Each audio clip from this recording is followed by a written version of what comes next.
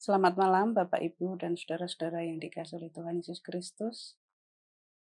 Kita akan mengakhiri hari ini dengan bersama-sama mendengarkan dan merenungkan firman Tuhan. Dan sebelumnya, mari kita berdoa. Ya Tuhan Allah Bapa kami di surga, kami mengucap syukur untuk pemeliharaan Tuhan atas hidup kami. Sepanjang hari ini kami boleh menyelesaikan tugas dan tanggung jawab kami. Dan kami boleh memasuki malam, dan kami semua dalam keadaan sehat. Dan untuk mengakhiri hari ini Tuhan, kami akan mendengarkan sedikit dari firman Tuhan. Mampukan kami untuk mengerti kebenaran-Mu, dan kami boleh melakukannya dalam hidup kami. Berfirmanlah Tuhan, kami siap mendengarkan. Di dalam nama Yesus Kristus kami berdoa. Amin. Firman Tuhan pada malam hari ini akan saya baca dari Kisah Para Rasul, pasal yang keempat, ayat yang ke-13. Kisah Para Rasul, pasal yang keempat, ayat yang ke-13, demikian bunyi firman Tuhan. Ketika sidang itu melihat keberanian Petrus dan Yohanes, dan mengetahui bahwa keduanya orang biasa,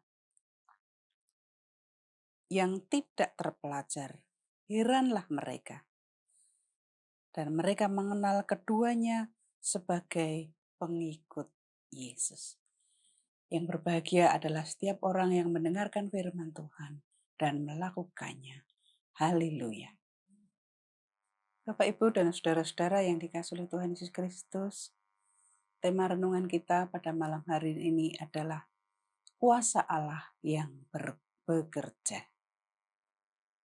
Nah, Bapak, Ibu, nats kita pada malam hari ini merupakan bagian dari perikop Kisah Para Rasul, pasal yang keempat, ayat yang pertama sampai yang ke-31.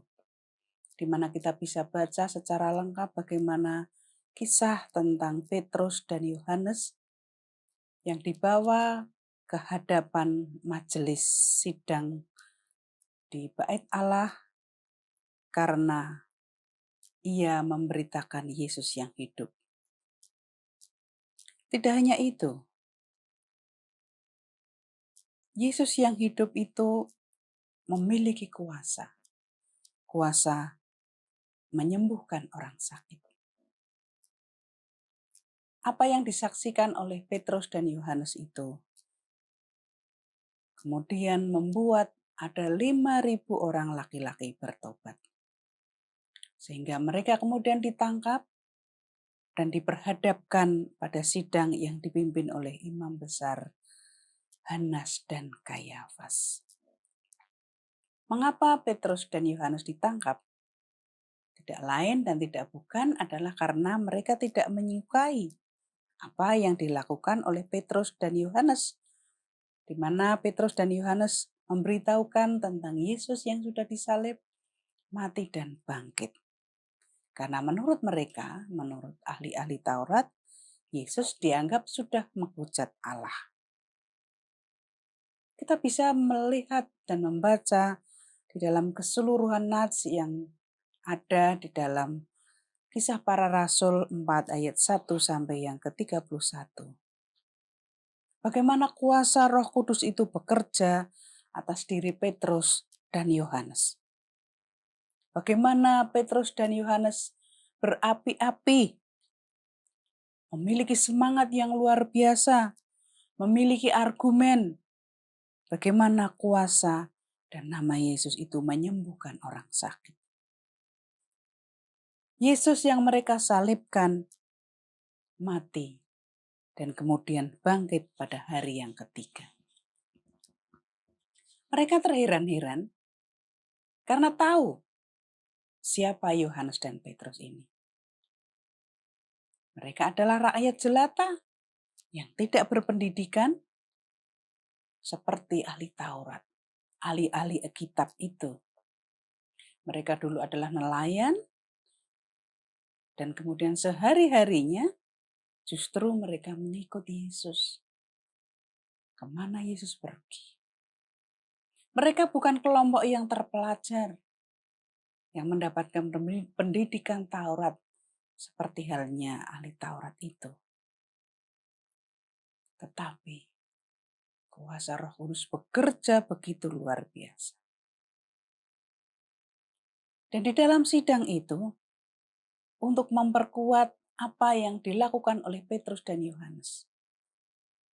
Yang berdiri di samping Petrus dan Yohanes adalah orang yang sudah disembuhkan dari sakitnya. Sehingga Imam Hanas dan Kayafas tidak lagi memiliki alasan untuk menghukumnya. Kemudian mereka melepaskan Petrus dan Yohanes. Karena tidak bisa ditekan dan tidak bisa dihalang-halangi. Bagaimana mereka bersaksi tentang kuasa Allah yang bekerja luar biasa dalam diri Yesus Kristus. Nah, Bapak, Ibu, dan saudara-saudara yang dikasihi oleh Tuhan Yesus Kristus, Allah bisa memakai siapa saja untuk menyatakan kemuliaan dan pekerjaannya. Kuasa Allah tidak terbatas, sehingga memampukan seseorang untuk melakukan hal-hal yang luar biasa. Meskipun mungkin secara duniawi itu mustahil. Kita bisa amati, kita bisa baca bagaimana kisah Petrus dan Yohanes. Apa rahasianya, Bapak Ibu? Rahasianya yang pertama adalah mereka memiliki kedekatan pribadi dengan Allah di dalam Yesus. Mereka memiliki pengalaman hidup yang bersama Yesus setiap harinya. Dan bagaimana di dalam Yesus mereka begitu dibentuk luar biasa. Dan Yesus berkarya dalam hidup mereka. Di dalam kelemahan dan keterbatasannya sebagai manusia biasa, Petrus dan Yohanes dibentuk oleh Tuhan Yesus. Mereka melihat, mereka merasakan bagaimana karya-karya Yesus nyata dalam hidup mereka. Meskipun secara manusia, kadang-kadang Petrus dan Yohanes memiliki ketakutan dan kecemasan. Yang kedua, Bapak Ibu, Petrus dan Yohanes membuka diri untuk dipimpin oleh Roh Kudus. Peristiwa penyaliban Yesus membuat para murid memiliki kegoncangan iman yang luar biasa. Ketika Yesus bangkit, pelan-pelan mereka dipulihkan. Dan pada akhirnya, mereka dipulihkan secara utuh di dalam peristiwa turunnya Roh Kudus. Mereka dipulihkan dan mereka menerima kuasa sehingga mereka memiliki keberanian untuk bersaksi tentang Yesus Kristus. Nah, Bapak, Ibu, dan saudara-saudara yang dikasihi Tuhan, setiap kita dipanggil untuk bersaksi tanpa membedakan latar belakang hidup kita. Meskipun mungkin kita memiliki tingkat pendidikan yang berbeda-beda, bersaksi melalui praktek hidup kita sehari-hari tentang bagaimana Yesus berkarya dalam hidup kita. Sarananya adalah melalui praktek hidup kita.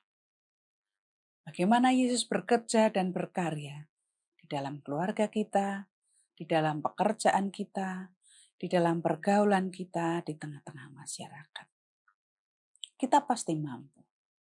Jikalau kita dengan rendah hati membuka diri untuk dipimpin oleh Roh Kudus dan memiliki kedekatan yang akrab, hubungan yang erat dengan Allah.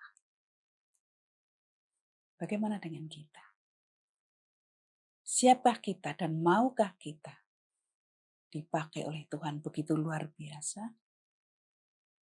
Mari kita membuka diri untuk dipakai Tuhan. Untuk karya Roh Kudus dalam hidup kita.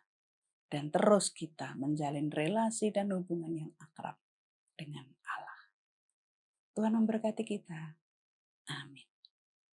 Mari kita berdoa. Terima kasih Tuhan untuk firman Tuhan yang boleh kami dengarkan pada malam hari ini. mengingatkan kami akan panggilan hidup kami sebagai murid-murid-Mu untuk bersaksi bagaimana kasih Kristus nyata dan karya Allah di dalam Yesus nyata dalam hidup kami.